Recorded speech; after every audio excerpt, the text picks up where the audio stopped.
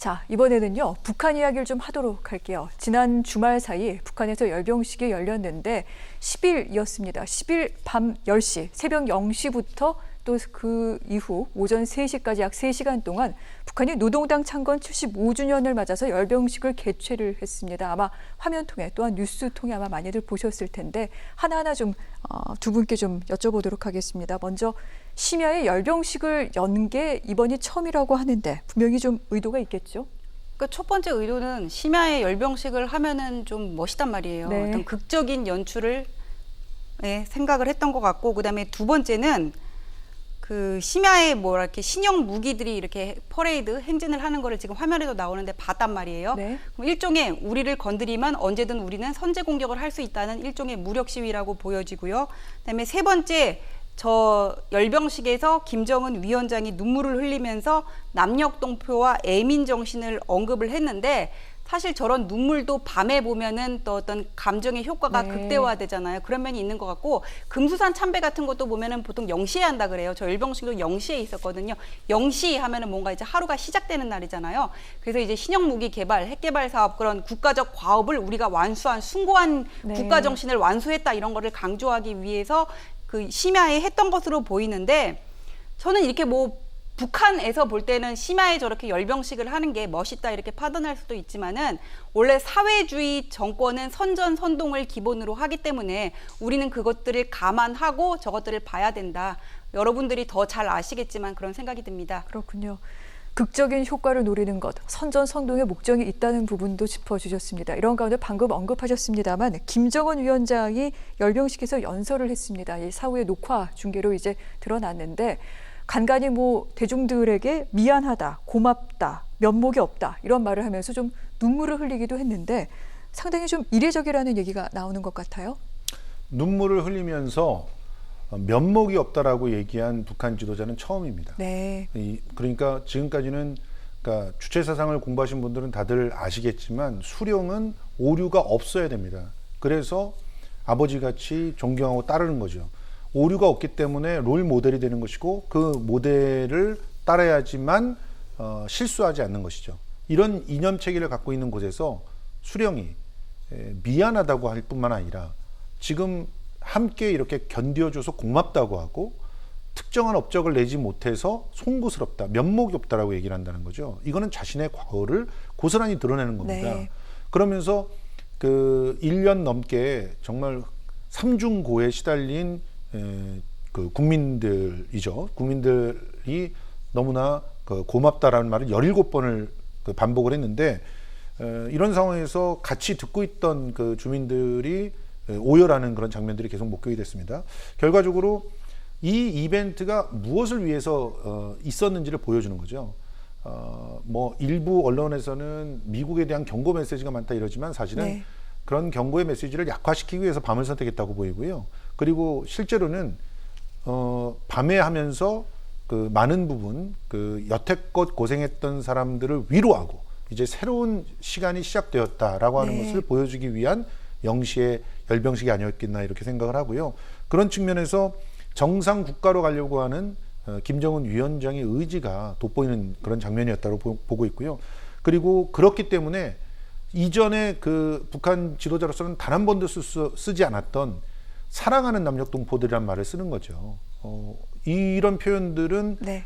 이전에는 괴뢰 정권에 의해서 그 고생하고 있는 불쌍한 남녘동포들이라는 표현을 썼지만, 내가 사랑하고 있는 남녘동포들이라고 하는 말을 쓴 적이 없기 때문에 이런 부분들이 네. 유화 국면을 확실하게 보여주는 하나의 제스처가 아닌가 이렇게 생각이 됩니다. 근데 알겠습니다. 영부인을 대동하고 공식 석상에 나타난 것도 김정은 위원장이 처음이었잖아요. 그 처음이라는 거에 우리가 굳이 감동할 필요는 없다는 생각이 들고, 저렇게 국민들을 사랑하면은 왜 0시에 다 자는 시간에 저 많은 사람들이 줄 맞춰서 대열에 서 있게 동원을 했을까, 좀 그런 점에서 저는 좀 씁쓸한 마음이 듭니다. 알겠습니다. 자, 북측의 의도가 무엇인지, 그 행간에 숨겨져 있는 여러 가지 또 배후에 있는 내용들은 무엇인지도 짚어봤는데요.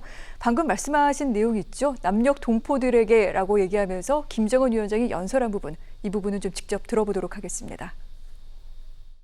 사랑하는 남녘의 동포들에게도 따뜻한 이 마음을 정히 보내며 하루빨리 이 보건 위기가 극복되고 북과 남이 다시 두 손을 마주 잡는 날이. 네. 북과 남이 다시 두 손을 맞잡는 날이 오기를 바란다라는 그런 내용이었는데 아시겠지만 지난달에 이 서해상에서 우리 공무원이 피살된 사건이 벌어졌을 때도 김정은 위원장 예상보다 빨리 사과를 하기도 했습니다. 이번에서도 남쪽을 향해서 좀 유화된 메시지를 보낸 건데 무슨 의도가 있을까요, 평론가님? 예, 지금 굉장히 중요한 어떻게 보면 세계적인 이벤트가 진행 중이죠. 미국 대선이요? 미국의 대통령 선거입니다. 미국 대통령 선거가 끝날 때까지 또 끝난 이후에도 어떤 면에서는 지금까지 신뢰관계를 구축해 왔던 트럼프 대통령의 어떤 행보나 도움을 기대하기 어려운 상황으로 치달아가고 있는 상황 아닙니까? 실제로 지금 새롭게 대통령이 되어서 일정 정도 격차를 벌이면서 대통령이 된다면 그러면 모든 걸 떨치고 북한 문제부터 먼저 치고 들어가면서 문제를 해결한다고 할 수가 있겠죠. 그렇지만 지금 현재는 상당히 불리하게 트럼프 대통령이 돌아가고 있는 상황입니다.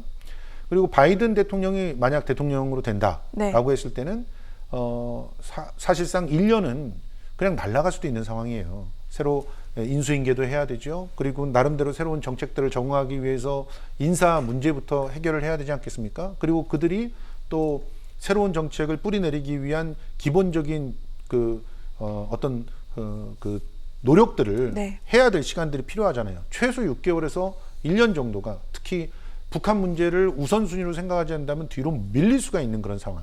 이런 상황 속에 그러면 손 놓고 있을 수가 없는 상황이잖아요. 그래서 지금 김정은 위원장은 미국에 대한 기대를 오히려 접으면서 한국과 구체적인 어떤 위기의 돌파를 계획하고 있는 건 아닌가 이런 생각이 들고요. 그런 측면에서 미국 대통령 선거의 결과가 앞으로 남북한의 어떤 협력을 어떤 방식으로든 이렇게 끌어낼 것 같은데 어떻게 끌어낼 것인지 이런 부분들이 결정이 되는 그런 계기가 되지 않을까 하고 생각합니다. 그렇군요. 그 행간까지 짚어봤습니다. 정치권에서는 김정은 위원장의 메시지에 대해서 상반된 의견을 내놓고 있습니다. 민주당은 환영했지만 국민의힘은 신무기로 뒤통수를 친 거다 이렇게 비난을 했는데 이런 반응 어떻게 봐야 될까요, 변호사님? 근데 우리나라 보수 정당과 진보 정당은 특히 이 남북 문제에 관해서는 접점이 이루어지기가 쉽지 않은 것 같아요. 양쪽 다 너무 이렇게 극단적이에요. 보면은 지금 민주당 같은 경우에는 한반도 평화 프로세스를 재가동하겠다는 우리 의지에 화답했다 그러는데 왜 의지에 화답은 했는데 피살된 공무원 공동조사에는 대답이 없냐고요.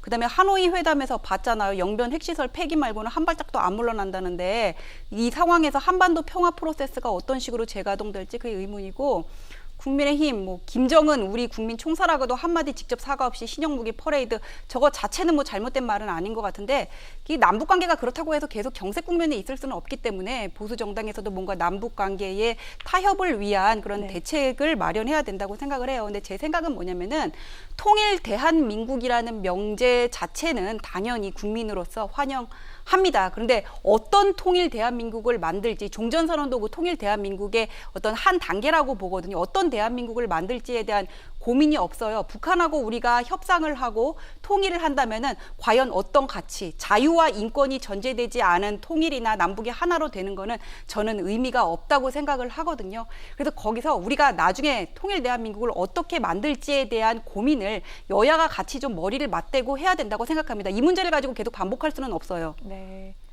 좀 한 발 나아가는 그런 계기가 언제쯤 마련될지 좀 갑갑한 심정은 다 같은 것 같습니다.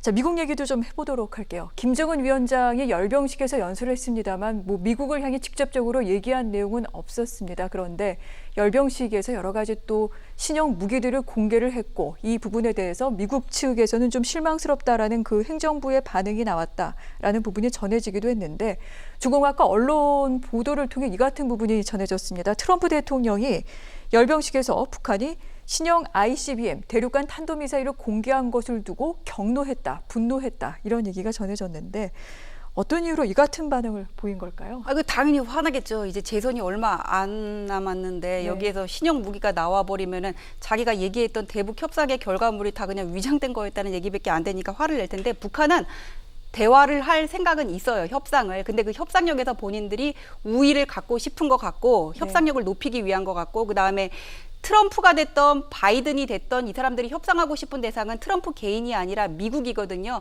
그 점을 감안해가지고는 뭔가 협상력을 높이고 나중에 대화할 생각 대화의 그 물꼬를 마련하기 위해서 신형 무기를 선보인 것 같고 네. 내년에 북한이 어떤 미국의 반응을 보기 위해서 시험 발사가 이어질 거라고 전문가들은 평가를 하고 있습니다. 그렇군요. 자, 미국 대선 이제 3주 정도 남은 상황입니다. 김정은 위원장의 열병식 연설, 사실 이런저런 부분들을 포함해 많은 것들을 함의를 좀 담고 있기도 한데 이 같은 여러 가지 국제 정세와 맞물려서 앞으로 이 남북한 평화 프로세스 등등이 어떻게 진행될지 이 부분도 계속해서 주시하도록 하겠습니다. 두 분과는 여기서 말씀 마무리하도록 하겠습니다. 고맙습니다. 고맙습니다.